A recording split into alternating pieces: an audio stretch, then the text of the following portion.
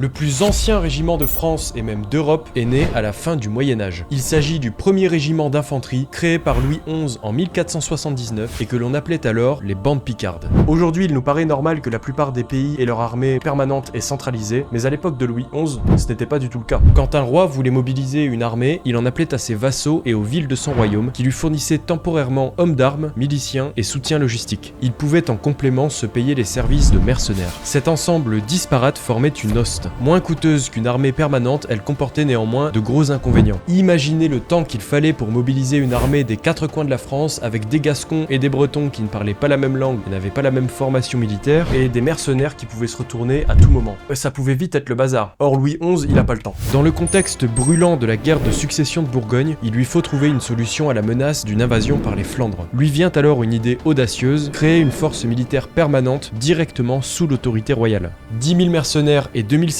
pionniers sont rassemblés. Ils sont formés par 6000 miliciens suisses dont la réputation fait trembler l'Europe. Halbardiers et piquiers forment des unités de 1000 hommes, les bandes, dirigées par Philippe de Crèvecoeur, un seigneur réputé qui vient de ramener l'Artois à la couronne. Les bandes picardes sont nées et avec elles l'armée moderne. Pendant 5 siècles et demi, ce régiment traverse l'histoire de France sans jamais disparaître. Le 29 juin 1734, il est mobilisé pour la bataille de San Pietro près de Parme. Les Picards tiennent la ligne de front quand arrive un officier du régiment de Provence. Monseigneur, nous venons vous relever, dit-il s'adressant à Charles de Rohan-Rochefort, le commandant des Picards qui lui répond « Monsieur, vous saurez qu'on ne relève pas Picardie. » Cette réplique légendaire devient la devise du régiment. À la Révolution, celui-ci prend le nom de 1er régiment d'infanterie de ligne, raccourci en 1er régiment d'infanterie au 19e siècle. Il combat à Verdun, au chemin des Dames, prend le maquis quand l'occupant dissout l'armée en 1942, puis renaît pour la libération. Fidélité absolue à la France par-delà les régimes et les tempêtes. Aujourd'hui basé à Sarrebourg au sein de la brigade franco-allemande, le 1er régiment d'infanterie continue sa mission. Ces soldats portent en eux l'héritage de la France médiévale et l'audace de Louis XI. Quand ils chantent « Réveillez-vous Picard », le plus ancien chant militaire vivant d'Europe, ils font résonner plus de 5 siècles d'histoire.